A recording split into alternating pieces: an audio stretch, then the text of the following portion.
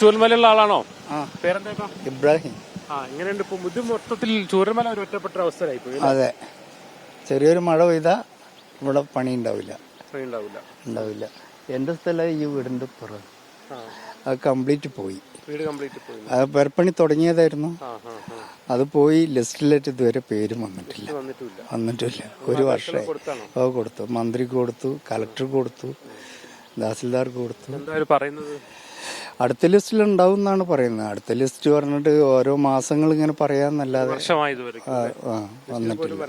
വന്നിട്ടില്ല, കേറിയിട്ടില്ല ഇതുവരെ. ഞാൻ കൽപ്പറ്റയാണ് താമസം, ബൈപ്പാസിലാണ് താമസം. വാടകയും കിട്ടുന്നുണ്ട്. ആ 9,000 ഒക്കെ അതെല്ലാം ക്ലിയർ ആയി കിട്ടുന്നുണ്ട്.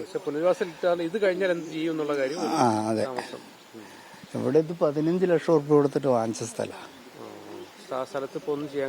അത് കല്ലിപ്പുറത്തിട്ടിരിക്കുന്നു. അതെ, അത് അതിന്റെ പുറകില് ഈ കർമ്മസമരമൊക്കെ കഴിഞ്ഞിട്ട് ആ കെട്ടിടത്തിന്റെ ആ തെങ്ങിന്റെ അവിടെ ഇങ്ങനെയായിട്ട് ഈ കെട്ടിടത്തിന്റെ പുറകുവശത്ത് എന്റെ സ്ഥലം കിടക്കുന്ന ഇവിടെ ഇത് റോഡായിരുന്നു. അതെ, കിട്ടില്ല,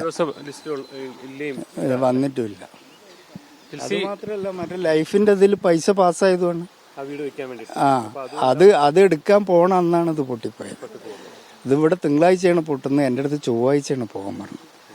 അത് ചെന്നപ്പോൾ പറഞ്ഞു ഒരു രക്ഷയിലൊന്നും ചെയ്യാൻ കഴിയില്ല. അത് വിയോ വന്ന് നോക്കിയതാ. അപ്പം നിങ്ങൾ ഭാര്യനെയും കൂട്ടി ഇതിൻ്റെ ഒരു ഫോട്ടോ എടുത്തിട്ട് പോകാനാ പറഞ്ഞു. അപ്പോൾ പോണ പോക്കിൽ ഫോട്ടോ എടുത്ത് പോകാമെന്ന് വിചാരിച്ചു. അതൊന്നും നടന്നില്ല. പിന്നെ അന്ന് തന്നെ ഇവിടെ വന്ന് മിലിറ്ററിക്കാരെല്ലാം കൂടി ഞങ്ങൾ അവിടുന്ന് കൂട്ടി ഇപ്പുറം കിടത്തി ഒരു വണ്ടിയിൽ ക്യാമ്പിലേക്ക് പറഞ്ഞു.